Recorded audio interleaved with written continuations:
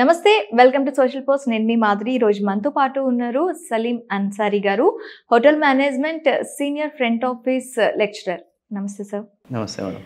Sir, tourism అంటారు, మేనేజ్మెంట్కి ఈ టూరిజంకి ఏమైనా లింక్ ఉందా? అసలు టూరిజం అంటే ఏంటి?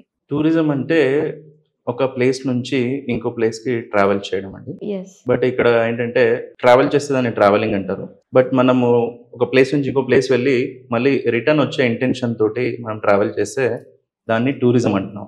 ఓకే. ఓకే.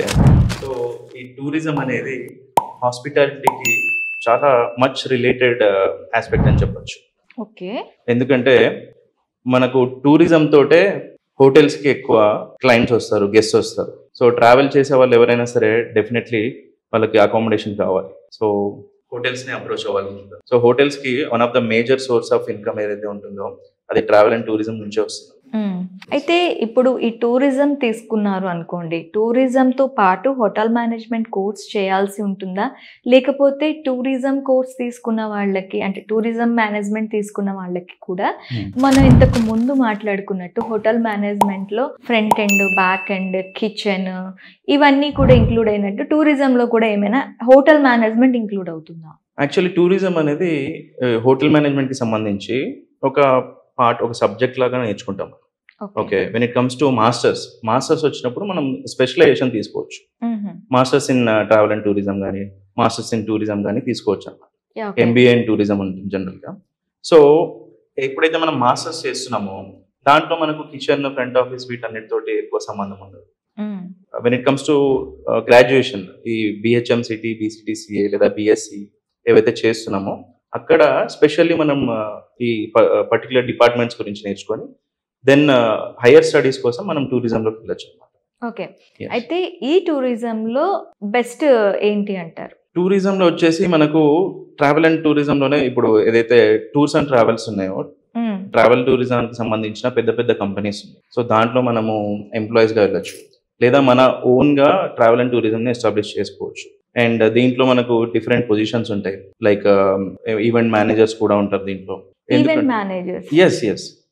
ఎందుకు అంటే ఇప్పుడు జనరల్లీ ఏంటంటే మనము ఒక ప్లేస్కి వెళ్ళాలంటే మనం ఓన్గా టికెట్స్ బుక్ చేసుకొని వెళ్తాం. కానీ ఎవరైతే టైంని వాల్యూ చేస్తారో, they don't want to spend time on choosing hotels, తర్వాత ఎక్కడ వెళ్ళాలి, ఏం చేయాలి అనేవాళ్ళు, వీళ్ళు ట్రావెల్ అండ్ టూరిజంని వాళ్ళు అప్రోచ్ అవుతారు. లేదా ఇప్పుడు ఆడియో ఫంక్షన్స్ ఉంటాయి, లేదా క్రికెట్ మ్యాచెస్ ఉండొచ్చు, టెన్నిస్, ఇట్లా ఏదైనా స్పోర్ట్స్కి సంబంధించి ఉంటే సో వాళ్ళు హోటల్స్కి వెళ్ళాలి, అంటే లైక్ వాళ్ళు ట్రావెల్ చేయాలి అండ్ హోటల్స్కి వెళ్ళాలి. ఇప్పుడు ఏమైనా ఈవెంట్స్ జరుగుతాయి, ఇప్పుడు స్టేడియంలో ఈవెంట్ జరగచ్చు, ఐపీఎల్కి ఇనాగ్రేషన్ ఈవెంట్ జరుగుతుంది. సో వాటికి కూడా ఇది రిలేటెడ్ అనమాట. సో ఈ ఈవెంట్స్ని ఎవరు కండక్ట్ చేస్తారంటే ఈవెంట్ మేనేజర్స్ కండక్ట్ చేస్తారు. సో ఈవెంట్ మేనేజ్మెంట్లో ఈవెంట్ మేనేజర్స్గా వెళ్ళొచ్చు అండ్ లైక్ బిగినర్స్గా కూడా వెళ్ళొచ్చు. ఓకే. అంటే ఇప్పుడు ఈవెంట్ మేనేజ్మెంట్ అన్నారు, టూరిజం అండ్ మనకి హోటల్ మేనేజ్మెంట్కి రెండుకి తీసుకున్నట్లయితే ఈ ఈవెంట్ మేనేజర్ రోల్ ఏంటి? ఎలాంటి వర్క్స్ హ్యాండిల్ చేస్తారు? వీళ్ళకి స్పెసిఫిక్గా ఏమైనా కోర్స్ ఉందా? ఈవెంట్ మేనేజ్మెంట్కి సంబంధించి స్పెసిఫిక్గా కోర్సెస్ ఉన్నాయండి, కొన్ని ఇన్స్టిట్యూట్స్ ఉన్నాయి event management related institutes.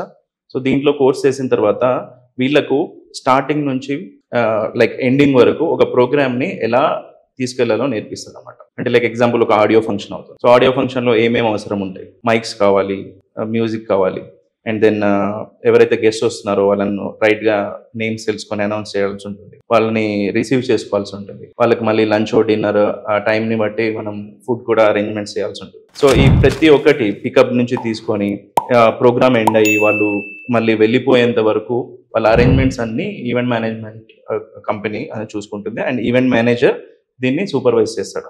Okay. So వీళ్ళకు కింద ఎవరైతే ఎంప్లాయీస్ ఉంటారో వాళ్ళు రైట్గా అన్ని వర్క్స్ చేస్తున్నారా లేదా అని తెలుసుకోవడం ఈవెంట్ మేనేజర్ మెయిన్ డ్యూటీ ఉంటుంది. అంటే దీనికి స్పెసిఫిక్గా కోర్స్ ఉంటుందా సార్? కోర్స్ ఉంది మేడం, దీనికి ఈవెంట్ మేనేజ్మెంట్కి కోర్స్ ఉంది. ఈవెన్ హాస్పిటాలిటీ లేదా హోటల్ మేనేజ్మెంట్ చేసిన వాళ్ళు కూడా ఈవెంట్ మేనేజ్మెంట్లో దే ఆర్ బెస్ట్ సూటబుల్ అని చెప్తాను. ఎందుకంటే హోటల్ మేనేజ్మెంట్ కూడా it is related to events only. Like ఒక పెద్ద పార్టీ చేయాలన్నా, ఫంక్షన్ చేయాలన్నా సరే, లేదా వీళ్ళు కాలేజ్లో కూడా ఈవెంట్ మేనేజ్మెంట్ అనేది నేర్చుకుంటారు. So it's part of the course. So సపరేట్గా కోర్స్ కూడా చేసి even they can get better skills. టూరిజంలో నెక్స్ట్ పార్ట్ ఏంటి ఈవెంట్ మేనేజ్మెంట్ తర్వాత? ఈవెంట్ మేనేజ్మెంట్ కాకుండా as I told like travel and tourism companies పెట్టుకోవచ్చు. అలా కాకుండా మనం ఇంకా వెరైటీ ఆఫ్ ఆపర్చునిటీస్కి వెళ్ళాలనుకుంటే క్రూజ్ లో కూడా వెళ్ళొచ్చు. క్రూజ్ కి ఓకే.